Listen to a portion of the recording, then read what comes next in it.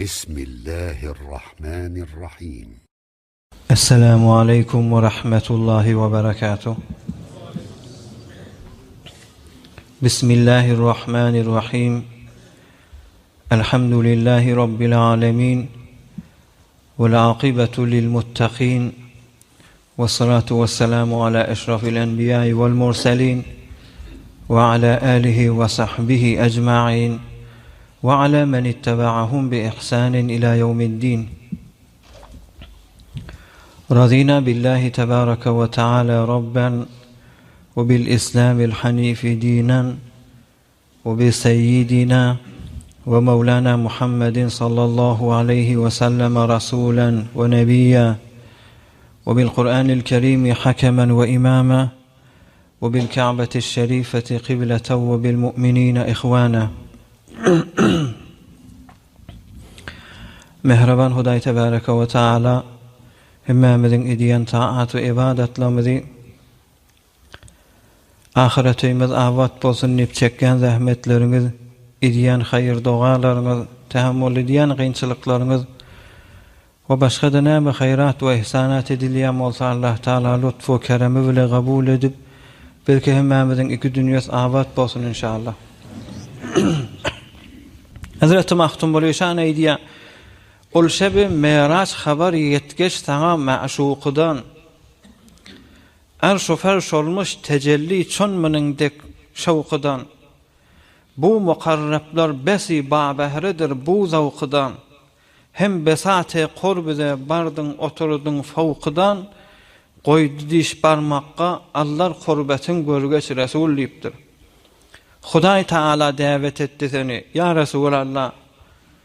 Asman hoş bolupdu, asman munawwer bolupdu. Ferişteler hoş bolupdu. Bu mukarrablar besi babehredir bu zawqdan. Peygamberimiz Aleyhissalatu vesselam Hudaý tarafa geçip gitmekligi asmandaki feriştelerin hemmesine peýda we nuraniyet boldy diýipdir musulmanlar. Geçen hafta gurrun, geçenler evvelki asmandaki bolan gurrun. Evvelki asmandan Peygamberimiz Aleyhissalatu vesselam geçip ikilenci kat asmanın gafsından ikilenci asmana girecek bolany Hazreti Cebrail Aleyhissalam bilen gafyny hakdy diye. İkilenci asmanın memur ve muhafizi ve sakçısı bolan ferişten adı Esrafil diye. O Hazreti Esrafil'i ki kıyamatta sur çalacak. O değil. Onun naşgarıcı ikilenci kat asmanın feriştelerini näme bolmaly, näme ýagdaýlar we şulan hemmesiniň mesulliýeti musulmanlar. Hazreti Esrafil diýdi diye kim gafyny hakya onu men Cebrail amin. Onu ýanynda kimma? Onu ahir zaman Peygamber Muhammed Aleyhissalatu vesselam. Şonu sual etdi diye sorak etdi. Meger ahir zaman Peygamber iýerildi mi Hudaý tarapdan? Hawa iýerildi. Onu elhamdülillah, maşallah diýip gafyny açdy diye. Gafyny açdy, Peygamberimiz Aleyhissalatu vesselam'a hoş geldin diýdi. Ondan sonra ikilenci kat asmanyň hemme ferişteleri bilen içinde zikir edip duran peygamberleri bilen şoň Hazreti İsrafil'in tesbih aýtmana durdu diye. Subhanallahi kullama yusabbihullaha musabbihun velhamdülillahi kullama ahmadallaha hamidun ve la ilahe illallah kullama hallalallaha muhallilun vallahu ekber kullama kebberallaha mukebbirun. Peygamberimiz Aleyhissalatu vesselam'ın mübarek dünýeden geçenini 14 garyndan geçdi musulmanlar. Yaradylan wagtyndan Hazreti İsrafil'e ikilenci kat asman şoňa tawşyrylypdyr. Tedbiri Hazreti İsrafil yaradylandan te peygamberden nebäri 1500 ýyl gola geçeli we kıyamata çellimde hiç keplejek däl, durjak däl. Biziňki ýalak ýatap ýa oku tutup olatlar däl. Fakat birze seri kepledi diye yaradılandan o da Peygamberimiz Aleyhissalatu vesselam'a hoş geldin diýdi, merhaban diýdi. Ondan sonra ýene tesbihe meşgul boldy, kıyamete çellimde şu tesbih aýdyp durmaly ey musulmanlar. Şonu ikilenci kat asmany doldurup jaý tapylmandyran eňilip ruku edip duran ferişteler var. Evvelki kat asmana dik durup ibadet edip durarlar, ikilenci kat asmanyny ruku edip duran ferişteler. Şonu hemmesiniň duasy şu subhanallah varisul wasi' subhanellezi yudrikul absar subhanallahil azim el alim. Şu tesbihi diye engilipdi. Hazreti Cebrail aleyhisselam diye ya Resulallah şu engilip Hudaý Taala ibadet edip duran ferişteler hasan yaradılallahu velli del şımada çelim üçüncü kat asmanı gözlep görenak diýipdir. Hatta sep bolup sep ibadetin üçünne şu kaptal näki ferişteni görenak şula omurunu diýipdir. İbadetin üçünne diýipdir. Şonun ýalak kıyamata çelimde şey edip durmaly. Ya Resulallah dile Hudaý Taala'dan Hudaý Taala berjek gijesi şu gije şulan sogabyndan sen ummatyna berilsin diýip. Şonda Peygamberimiz aleyhissalatu vesselam dua etdi diýe. O hem Hudaý Taala Miraç tamam bolup 7 kat asmandan sonra aylanmaly ýa barandan sonra namaz farz bolanyny şu 7 kat asmandaky feriştelerin ibadetini üýşürip bize namazyň keyfiýetini näzire ibadet edilmekli. Onun üçin gözden aňarsy belli däl. Peýgamberiň wagtyna çellim, kıyamata çellim asmany görmedik, kaptalyny näkin görmedik ferişteler, ruku edip duran ferişteler. Ey musulman, biz ýa 3 defa Subhan Rabbiyal Azim diýdik, 3 mertebe. Şu Subhan Rabbiyal Azim diýen adam şolaň sogabyny Hudaý Taala şol adama berjek. Elhamdülillah. Biz omurumuzy şu duruşunu dünya gelemizden taqiya, dünýeden geçýänçek biz eňilip şeýdip Subhan Rabbiyal Azim diýip de ýene şo ferişteleň derejesine geçjek bolsak bir 60 ýyl eňilip geçenmiz bilen ýene erleşigen Hudaý Taala beýtmendir ey musulmanlar. Gaty begenmelidir, nesip edip du şo ferişteleň derejesine nesip etjekdir inşallah ey musulmanlar. Ondan sonra ikilenji gat asmanyny iki peýgamberi görýär. Hazreti İsa ve Hazreti Yahya ala nebina ve aleyhissalatu vesselam. Hazreti İsa bilen Hazreti Yahya ikisi çıkandı diye enneler doğan. Hazreti İsa yaradılışı beter umydy kenti diye Hudaý Taalaň rahmatyna. Hazreti Yahya gorkusy kenti diye. Şumat hemmemiz ahiretin azabından gorkýas. Gorkmasak mescide gelmerdik, gorkmasak haram ýerdik. Korkmasak bizlere işler ederdik. Her kimde korku var. Doğru biz şayet beyleki evliyalar ýalak aglap gize şayet bir nimede bilmedik, halvet edebilmedik. Emma kişinin yüreğinde korku var Hudaýdan. Hemme kişinin yüreğinde de umit var. Umit bolmasa biz namaz okuymardyk. Şu namaz okuyat bir sogaby hantama bir Hudaý Taala ýalkar. Bir mağfiret bolar diýip. Hazreti İsa beter umidi känetdi diye. Ýosam korkusy da bar. Mutam güler yüzüdü Hudaý Taalaň rahmatyndan umydy eken. Hazreti Yahya beter Hudaýdan kän gorkdy diye. Hatta mübarek ýaşy tamam bolup gana tepdir boldy diýe. Bir wagt Hazreti Yahya'ň ennesi Hazreti Yahya peýgamber bolandan soňra şoň gana aglap berenini görüp ogul gel ýüzüň bir ganyň sureýini ýene ene sürmedi diye.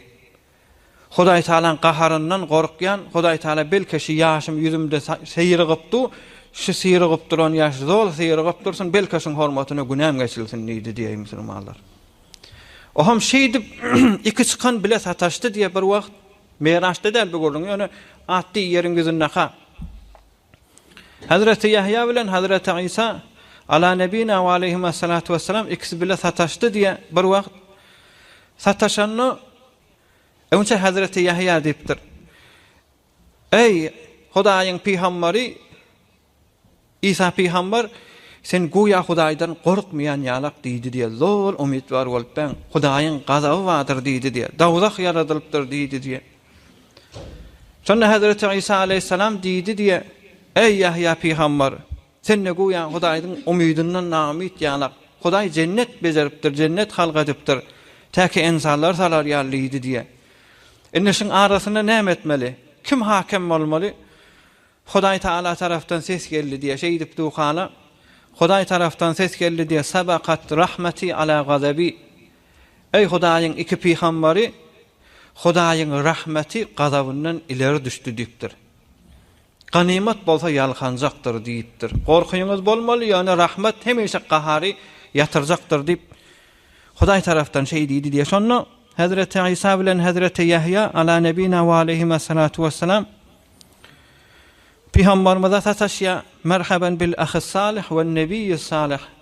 Hoş geldin bizim imanly doganymyz, salih doganymyz, peygamber doganymyz dep şey diýdi diye. Izinden Şu iki peygamber kıyamata çellim öz tesbihine meşgul bolýarlar diye. Subhanal Hannanil Mannan, Subhanal Ebedil Ebed, Subhanal Mubdiul Mu'id. Şu tesbihi şu peygamberin wagtyndan men ta kıyamata çellim tesbih analdy ey musulmanlar. Ondan sonra ikilenci gat asmanyny bir iki guruh ferişte sataşdy diye Peygamberimiz Aleyhissalatu vesselam evvelini kiramen katibin. Euzu billahi mineşşeytanirracim.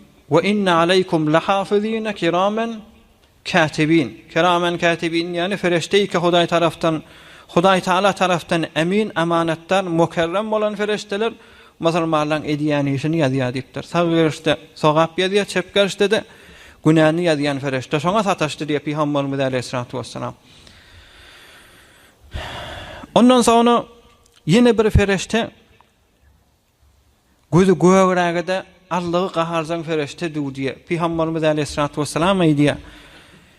İki gözü gök ferişte, iki ferişte, yani gözü gök ferişte gözünden qaharlar, haşimler çıkıp duran, ağzından otlar çıkıp duran, adam qahar gelenini gözü qızarýar.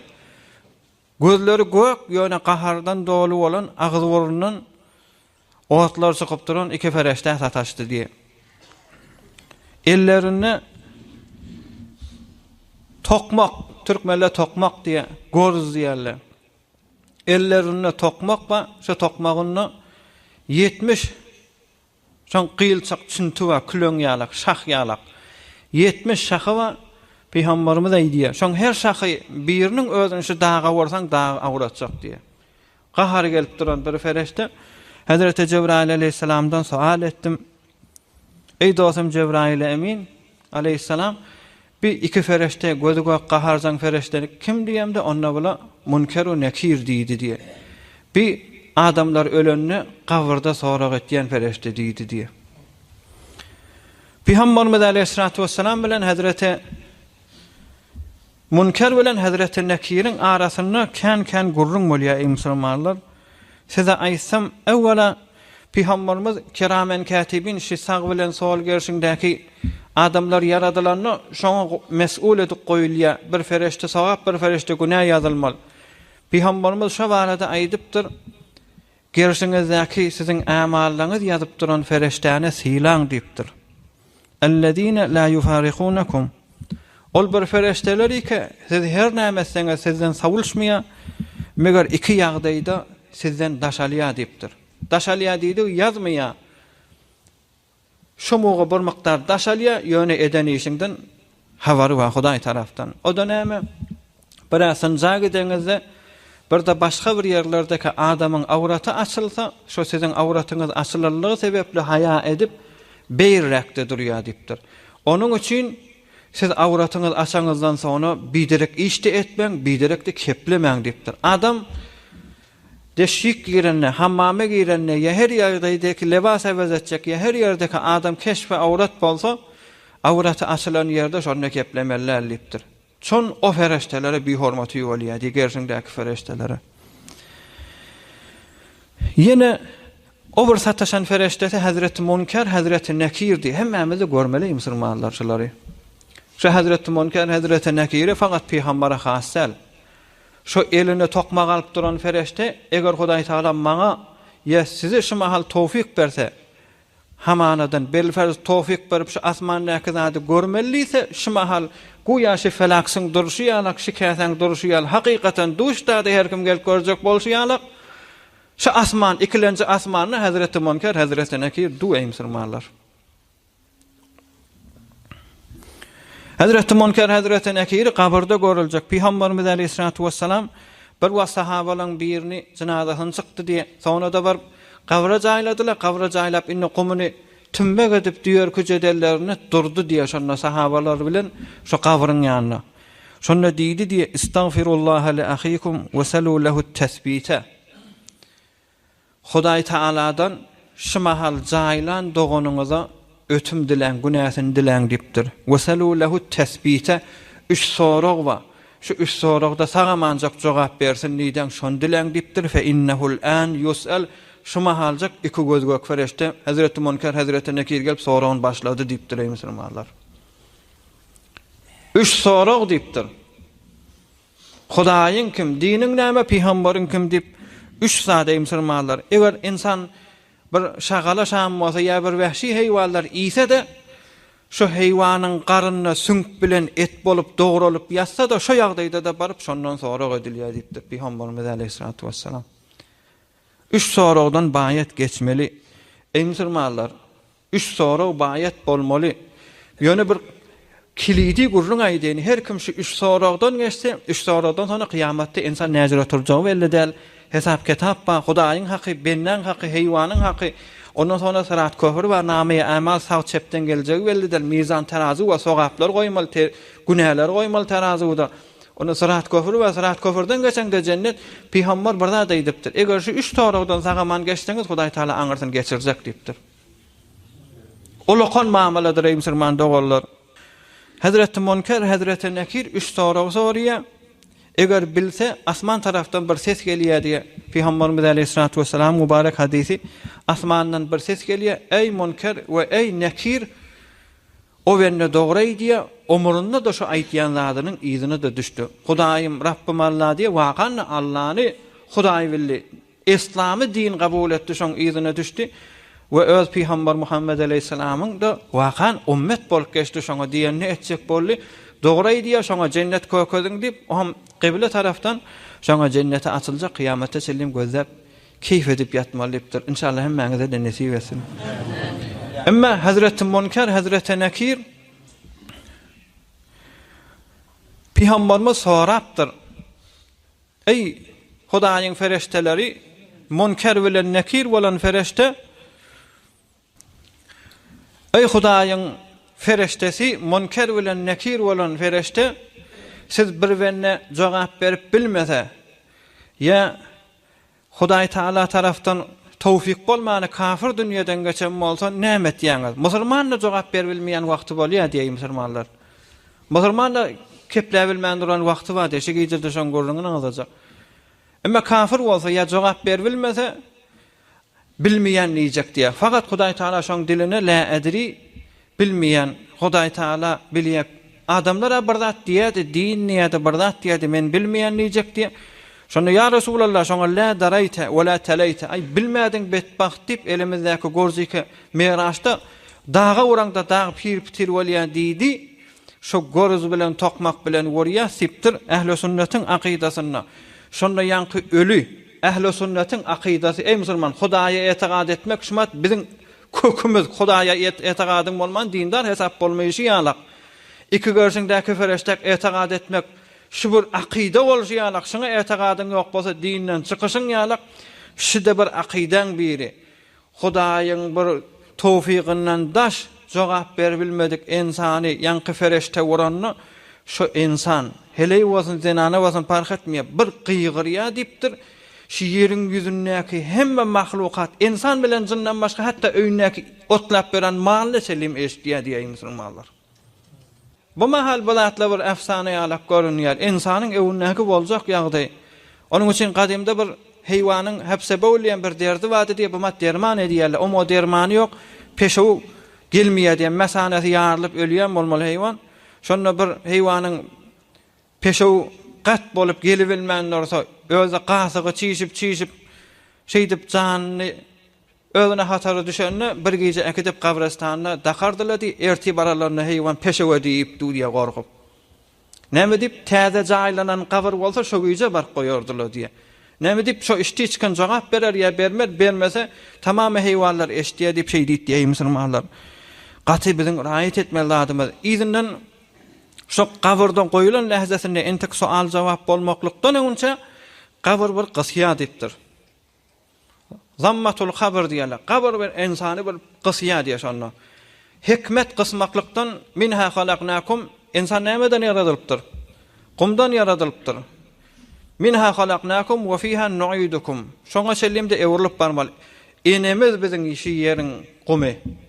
Biziň enemiz hesap, enesi öz ogly gelenni bir kucaklaýar diýipdir. Zammatul kabr ähli sünnetin aqidasynda her kim bolsun şonu baýat bir gysmaly diýipdir. Ýöne eýne bir ene ogly gawwalsa göresi gelip gysyşy ýalak mehr mehabbet bilen gysýa gawa adam bolsa Eger telekede bolsa bir möjengenne düşen goýun ýalakysy adipdir. Ýöne Peygamberimiz aýdypdyr. Law naja minhu ahad la naja Sa'd ibn Mu'az dipdir. Kabrda insan baýat sykylmaly dipdir.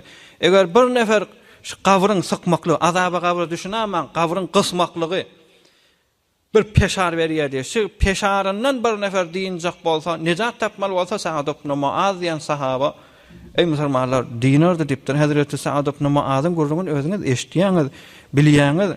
Bir wagt Peygamberimiz aleyhissalatu vesselamyň edermen sahabat Hazreti Sa'd ibn Mu'az jenge Handakda şehit boldy diýe. Şoň cenazasyny ýuwmaly bolanyny şehit bolýar, cenazasy ýuwulmaýar. Ýöne şonu bir dogurlajak bolup, bir tejhiz etjek bolup, ýola saljak bolanyny Peygamberimiz ylgady diýe. Öz çadyryndan çykyp jeng meýdanyna. Şonda mübarek reda diye öz gerşinden bir namazlığı vardı diye, şu namazlığı kaçtı diye. Kevşi da doğru bolmadı diye bir dağınlayan bağı vardı diye. Bağı da çözüldü, onlar da inlemedi. Şunu sahabalar soradı diye, ya Resulallah ne ılgayan bani? Onu Sa'd diyen sahaba şehit bollu deydi diye. Sa'd diyen sahaba şehit bollu. Şuna bireme ılgayan, menden onça fereşteler şunu barıp doğurlap, yuup, cennete karşın alıp gitmeke biz yetişeyliydik diye. İzinden de musulmanlar Hazreti Sa'd ibn Mu'azyň salajasyny göterip barýar haly sahabalar goýa ceset ýokmy hadidile diye. Sahih hadis. Hazreti Cebrail aleyhissalam gelip Peygamberimizden sorady diye. Soramak bilmeýänler onak, ýöne şu gurrun şu derejesine aýtjak bolýar. Hazreti Sa'd ibn Mu'az şehit bolanyny Hazreti Cebrail geldi diye Hudaý taraftan, ya Resulallah kim aýyrly jenge Handakdaki şoň aýyrlanyna arş titredi begenip diýdi diye. 7 gat asmanda şoň ruhu geçecek diýip hoşluk toý bolwaty diýdi diye. Onda Sa'd diýen sahaba dünýeden geçdi diye, şehit boldy diýdi diye. Sonra cenazasyny göterenlerini, cenazasy esen ceset ýok ýalak. On Peygamberimizden sorapdyrlar, ya Resulallah näme diýip şi adam ýok ýalak bolýarsyn defesinde diýenne, "Wa ma yamna'uhu ay yakhaffa", näme diýip ýeňil bolmasyn derhaliki yaradylandan mer Hudaý Taala ibadet edip duran ferişteler vardı, asmanda mukarref ferişteler. Şolun kollu omurunu yere iýinmäntile şu mes'ul bolup Hazreti Sa'd ibn Mu'azyň salajasyny gawraçalyp götermelip gelip göterip barýarlar diýdi diye. Eger bir nefer Peygamberimiz aýdypdyr, eger bir nefer şu gawryň gysmaklygyndan nejat tapjak bolsa, Sa'd ibn Mu'az nejat tapardy diýipdir. Azaba gawr däl, ýöne gysmak teleke bolsaň Hudaý saklasyn berhordy biderek boljak emsirmanlar. Indi ştada bir gysgaja gurrun azaba gawry sebep bolýan zat näme emsirmanlar? İnsan günah etse kıyamatda cevap vermeli. Ama kıyamatdan önce mujazat-ı evveliye. Kabrda Hudaý saklasyn barjak ýerinde dowzaky görüp ýatmaly, azaba kabryň içinde ýatmaly. Kitaplarda kan gaty gurrun edilipdir. Ýöne muwassak menbede 2 zat musulmany kabrda azaba kabra salýan zat diýipdir. Evvelkisi şoň kep gezdirmek diýýär musulmanlar. Biriniň kefini o birine aýdyp şo narahat etmek azaba kabra sebep bolýar diýýär musulmanlar.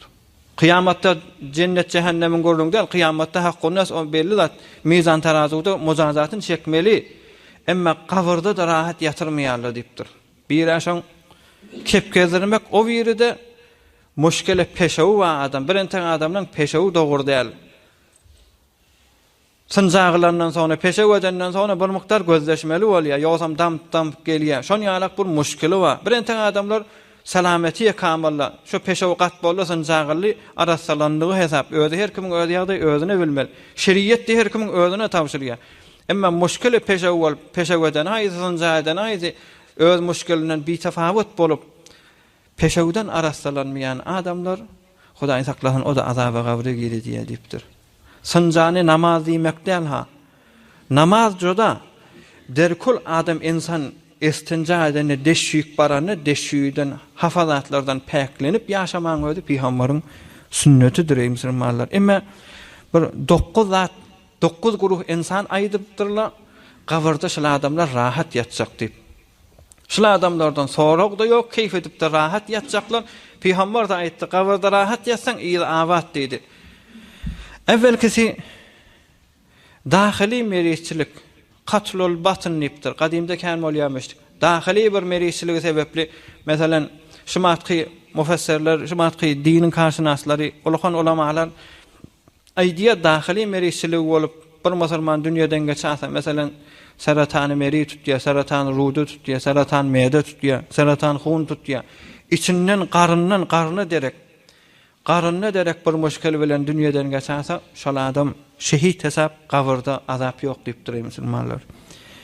Biri de bir wa sahabalyň biri bir düze çykdy diye sahih hadisa. Düze çykdy diye düze çykanyny giýje ýatjak bolup çadyr gurdy diye. Şonda Peygamberimiz aýdypdyr: "Ya Resulallah, men bir ýerik bardym, şo taýda giýje ýatjak bolup çadyr tikdim. Şo çadyr tikenim giýje ýatamda etekden bir adam waqy suratda. Etekde bir adam Suriye Tebarak, Suriye Mulku okuýar, şonu eşitdim. Bildim, sonra bildim. Hepsi kavurmuşdyk o diýdim diye. Şonda Peygamberimiz Aleyhissalatu vesselam aýdypdyr: "Hiyel mani'a, hiyel munjiye" diýipdir. Dogurdur ey falan sahaba diýipdir. Şu Suriye Mübareke Tebarak, Suriye Mulk. Eger şon her kim giýje ýatmaga okuýarsa, azaba gabyrda ýok, soragy ýok diýdi musulmanlar. Gözden gabyrda rahat ýatsan kıyamatyň awatdy näme ýaltanmaly? Bilmeýän bolsaň öwrenmeli, has bolmasa zır garrypdyr, la edipdir o. Kuşisine geçirmeli, barlad etmeli, eşitlik galmaly musulmanlar. Üçüncüsü Hudaý ýoluna şehit bolan adam. Dördüncüsü musulmanlaryň emniyetinden çiri merzleri, hatarnak yerler saklayan adamlar. Serwadlar bol ýaşy zamanında musulmanlaryň emniyetini berqarar bolar ýalak giýje oýa geçirýär. Şol adamlar şo taýda dünýeden geçäse, bu adamlar şehit hesap bolýar. Ol adamlara da gabyrda sorag ýok diýdi. Biri de özelimizde däl, ýöne nesip eden adam gönenni jumga gün ýa jumga giýje. Jumga giýje ýani penşembe gün giýje bolýar, erti jumga diýip dukap. Penşembe giýje ýa jumga gün dünýeden geçýän adama sahih hadis we Peygamberimiz Aleyhissalatu vesselam we diniň aýdýan zady jumga giýje ýa jumga gün dünýeden geçen adama gabyrda sorag ýok diýip durýar musulmanlar. Biri de Peygamberlaryň hiç gaýsyna gabyrda sorag ýok. Bir de akıllan çaşıp dünýeden geçen adama gabyrda sorag ýok. Biri de çağa bolup dünýeden geçen, bir de taun ýani meriçlik, bir de Peygamberimiziň öz hadisi bilen musulmanlar. Şu bir ulaqan zat bize bolup biljek zat, bir 5 daýy Qur'an-ı Kerim bilen gabyrda rahat ýatmaly. Ulaqan zat musulman daýawdyr öýlen. Emma üçüncü gat asmanyň bir kysgaja gurrunma, oham dersini alaýyn bejelesen. Üçüncü gat asmana girdi diye Peygamberimiz Aleyhissalatu vesselam şonu iki peygambara sataşdy. Bir Hazreti Yusuf Aleyhisselam, bir Hazreti Davud Aleyhisselam. Yusuf Aleyhisselam sataşýa hoş geldin diýenden soňra Subhanal Kerimil Ekrem, Subhanal Celilil Ecel, Subhanal Fardil Witr, Subhanal Ebedil Ebed. Şu tesbihi agzap duran, şu tesbih aýdyp duran Hazreti Yusuf Aleyhisselam şonu gördüm diye Peygamberimiz. Biri de Davud Aleyhisselam. Davud Aleyhisselam'ın da tesbihi Subhanal Melikil Muluk, Subhanal Qahiril Cebbar, tesiru ileyhil umur. Şu tesbihi aýdyp Hazreti Davud Aleyhisselam da dua edýärdi. Ýöne Davud Aleyhisselam barda aýdypdyr Peygamberimize: "Ya Resulallah, ey ahir zaman peygamberi, şu giýje senden çirim kan zatlaryň beriljek giýjesi ummetiňden çirim ýaltalyk etmediýdi diye. Ummetiňden çirim kutahy edamaşy giýje diýip şonu tapşyrdy diye. Oham da hoşlaşdylar diye musulmanlar. Inni üçüncü asmanyny bir fereştäni görýär, şo bilen görüň tamam. Bir fereşte sendeliydi oti diye Peygamberimiz Aleyhissalatu vesselam görüň berýär. Üçüncü gat asmanyny bir fereşte oti şu fereşten kaptalında da kan edermen güýçli fereşteler var. Şu fereşteleň ellerini ýanky tokmak ba. Şu tokmagy da wurýarlar bir jemaat ba, bir insanlar var. Näme döweleder, kim döweleder, şolara wurýarlar. Wuranlar şolar pir bolýar, pudr bolýar, ýene de öňküýalak bolýar. Oham Hazreti Cebrail'den sual ettim diye. Ey dostum Cebrail, kim şular diýdim diye. Onu şu sendelide oturan fereşten adı Hazreti Serhail idi diye. On kaptalındaki nirular şu Hudaý Taala mutekebber adamlar. Mutekebber adamlar. Bir de zulm edýän adamlar ruhlaryny şeydip awradyp durmaly kıyamet tesellim diýdi diýe. Şoňa goýulan ferişte diýdi. Bir de üçüncü gat asmana çykanda bir ferişteler görüpdir Peygamberimiz Aleyhissalatu vesselam secdede diýe. Oham Hudaý tarapdan o doganyda ediýä musulmanlar muny öwrelep durmaýyn. Ýöne bir giýen dersi beter uzak ders aljak del. Ey musulman dogollar. Şu mahal meni de aksele, siz de aksele şu ýagdaýlar asmanda bolup duran ýagdaý.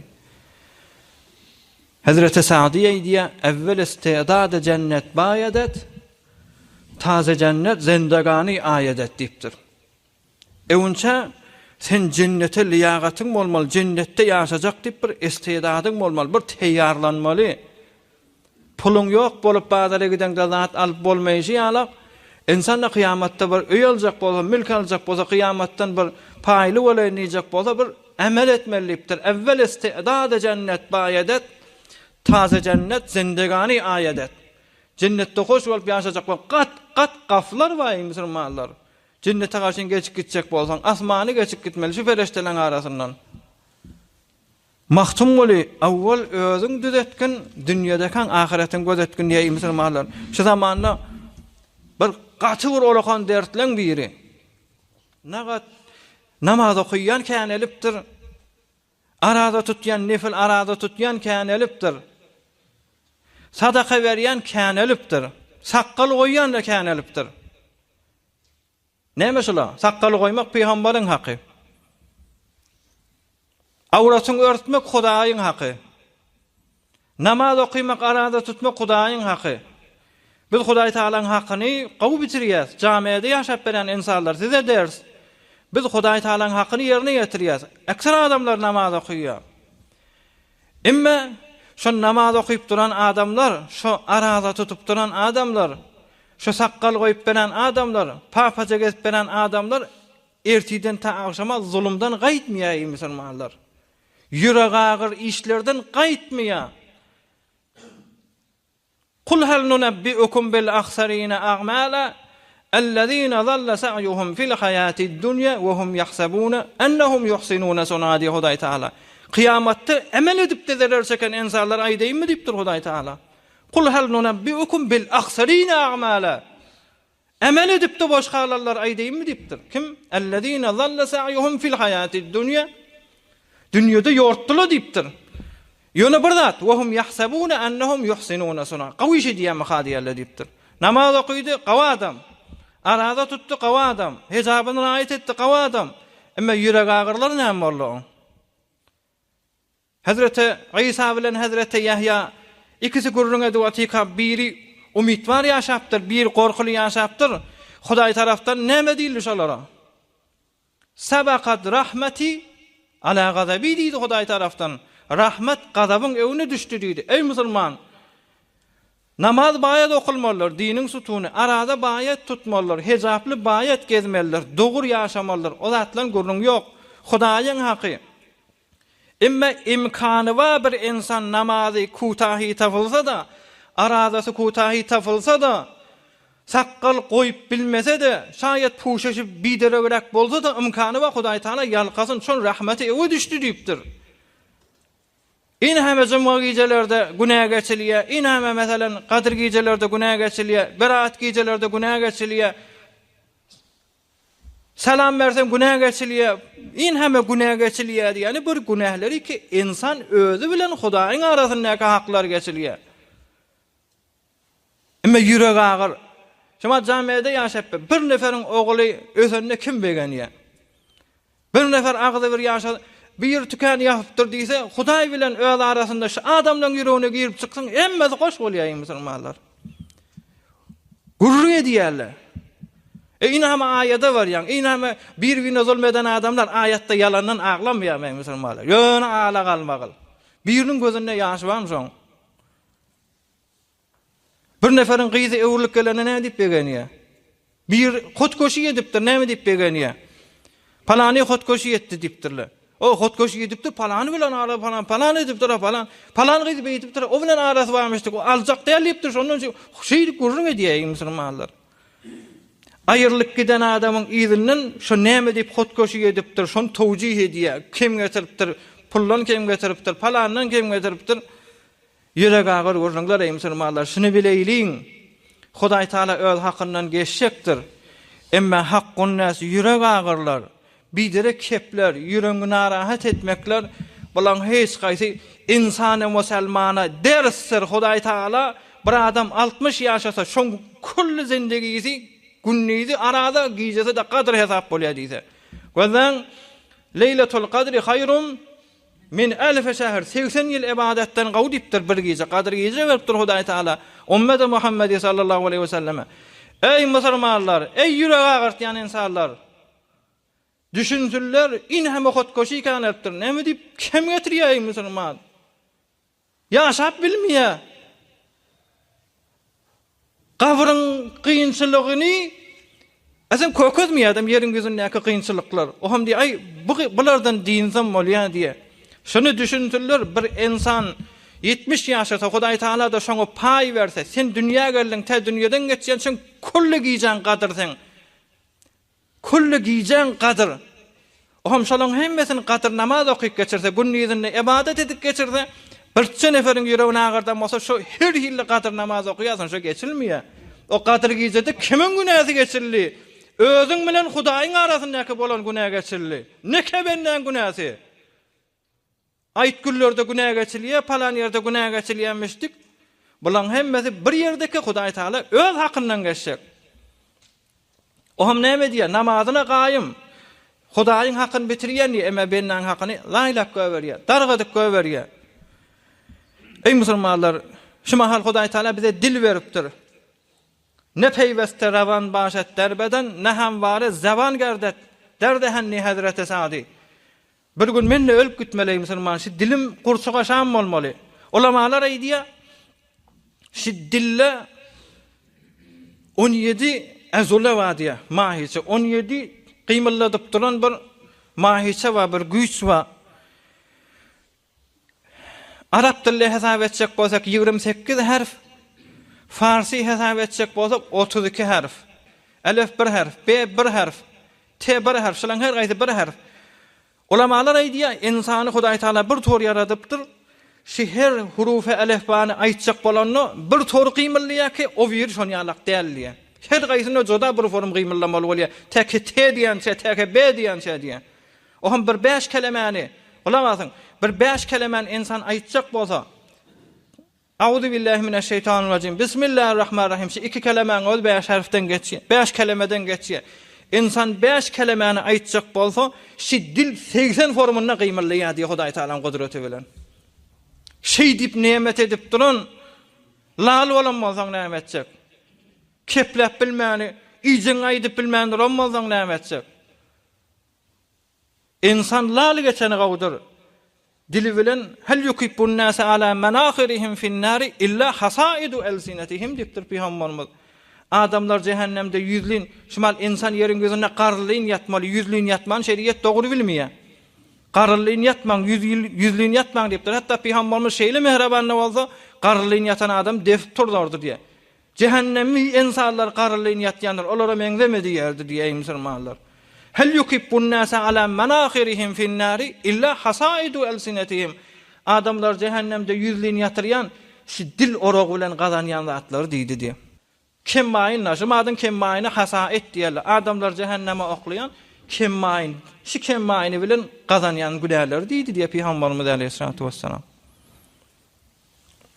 Nemimani yaman diýdi şehedin, sohan çyn bolsa da bolmasa sohan çyn dipdir Hazreti sallallahu aleyhi ve sellem. Bizim gurrugymyz çyn gurruňa aýtmak, o ýalana aýtman gurruň istiyay değili. Ay palany ýykylypdyr, ay palany eýdipdir, ay palany beýdipdir, şonu neşr edýär, şonu o kepliýär, dilini zaýlýar, omuryny zaýlýar. Şol adamlar ereje omuryny kenlen arada tutup geçirse de, mereday arada tutup geçirse de, Hudaý Taala bilen eden günäsi geçiler ha. Emma bir benden narahat eden bolsa o geçilmez ey musulmanlar. Geçilmiyor. Bir wagt bir haýat bady diye bir Hudaýyň dostlarynyň bir haýaty diýdi diye. Şonu haýaty edenne parsany gaýçy bilen kesýär. Gaýşyny beýle oklap berýän bolmaly. O hem şo biçip kesen zatlaryny tikýän bolmaly.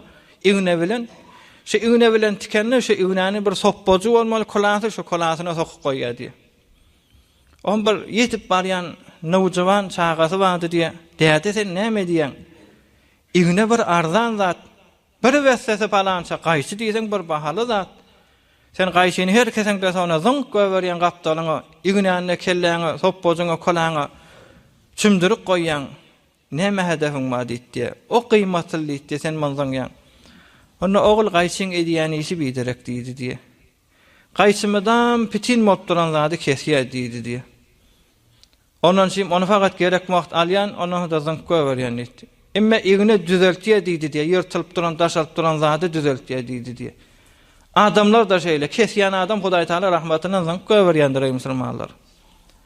Her kimike dogurulajak bolýan bolsa, ay palan edip Muna ýa-da musulmanlar. Birinci adamlar vardır, wakan haindirler, wakan jasusdurlar.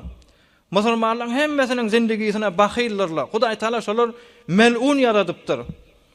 Zaty harap adamlar vardır, zaty harap zenanalar vardır. Ay örtmeller, ay basyrmalar diýsen musulmanlary mesul kıyamatda. Baýa daýdylmaly şol adam. Bir nefer iki musulmanlaryň kefini alýar, baryp başga kişide täwiller ýa bolsa. Şol adam da milletin arasında qaw muttaqi tanylýan bolsa, takwa tanylýan bolsa, seni bilýän, şonu da guzaraş bermesen, adamlary şeýdip tahzir etmesen, çekindirmesen, kıyamatda şondan zarar çeken adamlaryň hemmesini ýakan tutulýar. Birinci adamlar şeýdip şiir edýärler, ay örtmeler, ay basyrmalar, ay aýtmalardyr. Aýtmalar bir insanyky ýalňyşan insanlarsyn. Nike ýüzünde gezip möjek bolup benen ýaşap, jasus bolup benen adamlar o. Ey musulmanlar, şu iki kep sebepli kan adam hotgoşu yedik gitti. İki kep sebepli erheleyler açılıştı. İki kep sebepli ine heme bolacak bolup duran, düzülüp duran zatlar da aylanlı. Bu gurrunları bihali görmegen musulmanlar. Bu gurrun aýtýanym bolup duran ýagdaý. Emme ýok zat aýtýar.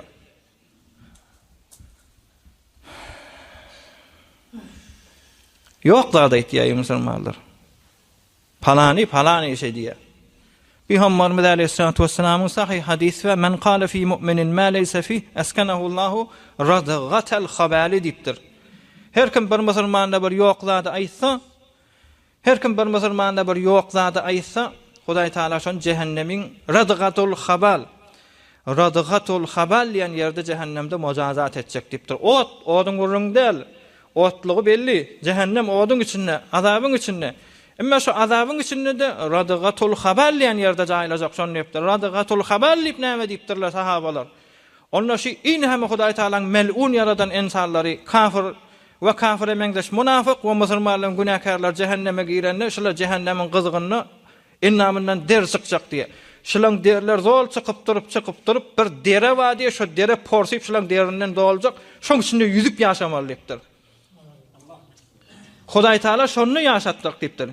Bir adam üsü bolany beşde oturup bilýärmi şoňa? Emma cehennemiler o taada bir biderekçilik adam derläp duran, haýsy biderek bolup duran ýagdaýlar Hudaý saklasyn. Rusiya mahtumuli saqi ajal işsen gerek. Hanomal, mal mulkun baryndan geçsen gerek. Näçe gıýbat, näçe yalan sözleri aşsan gerek. Kıyamatda açılacak, on bilen on arasyny degiripdir, yalan sözler bilen, gıýbatlar bilen. Rusiya mahtum boli saqi ajal işsen gerek. Hanomal, mal mulkun baryndan geçsen gerek. Ölüp gitmeli olardyň diýipdir. Näçe gıýbat, näçe yalan sözleri aşsan gerek. Tayvan qıl köfrüden haýa uçsan gerek diýipdir. In hemeze adamlar taýdyrdyň. Adamlar sen bolmasaň, sen diliň bolmasa adamlar dogry ýaşajak etdi. Adamlar ak güni görjek etdiler. Sen zindegide şekast berdiň şonu. Tayvan qıl köfrüden haýa gaçsan gerek diýipdir. Haýa diýeni Euzu billahi mineşşeytanirracim. Fe amma men saqulat mawazinuhu fe huwa fi 'işatir radiye. Bir behtirin zindegi diýipdir. Sizin ýaşajak ýeriniz inşallah. Amma men khaffat mawazinuhu mizan tarazy az yeňiljek gelýär. Näme? Sogaby az günäsi kelmişdik. Izinle näme diýipdir? Fa ummuhu hawiye. وما أدراك ما هي هاوية näme dipdir? Narun hamiye dipdir. Cehennemin odu dipdir Hudaý Taala. Hudaý saklasyn. Ey musulmanlar. Ahyrkyja görüňi de adam dili özüninkidir, omurdy özüninkidir. Aýdy bermeler gabatdan näme aýtjak bolsaň ýüklä bermelidir. Ýöne şunu bilmeli. Zurmendi mekun ber ehli zemin ta duay be asman närebatşmat näme dip Hudaý Taala biderek adamlar cehennemde yakacak. Namaz okuysalar da, arada tutsalar da, musulmana eziyet berýärler cehennemde yakacak. Adam içiyan ya da barda içinden şu ot turya. Şu ot daşardaky ot bilen kan fark edýänler. Şu ot dogama duş gelen gögöreli güllek gülüň mawsumydek dewran tapylmaz. Gaharmyň ataşy köýdürer, küldek kulorundan gaýdyp bostan tapylmaz dipdir Mahtum Bolýsan. Şu mahal hayır doğa insanı pişreft ettirýär. Doama duş gelen gögörer güllek Gülistanyň ýaly-ýalak wagt bam ki gül çykwaty awdallar. Emma gaharmyň ataşy köýdürer küldek. Adam ýüregi içýän ýa-da barda içinden ot turýar. Şu ot adamy ýakýandyr. Suwuşka bolmany nefsep men adamy otlaýandyr. Dünýede de otlaýandyr, dünýede otlamasa kıyamatda otlaýandyr. Cehennemi inna azabaha kana garama diýip Hudaý Taala. Cehennemin ody näme diýip ýeriň gözünde sen kan adamlaryň içini ýakdyň diýipdir. Şu hemmesiniň ýüregini ýakdyň, janyny ýakdyň, şu otlar hemmesi üýşürip şu cehennem şu boldy diýipdir. Hudaý saklasyn. Ihlas bilen oturdyňyz ey musulmanlar, behterin wagtda mübarek Recep aýyda ibadetin känelmel asyrda gelip dursaňyz Peygamber Aleyhissalatu vesselam mübarek gurrüňe eşdeýlip mübarek rahmet ýağyllar ýagypdy. Ferişteler gelip ýyzyna gidýärdi. Ferişte doğa tapsa alyp gidýär diýipdir. Adam saýlamaýar, mekan saýlamaýar, şahs saýlamaýar. Zamanla saýlapdyr ona. Ýere inen wagtyna asmana gitse eli boş gitmeýär diýär.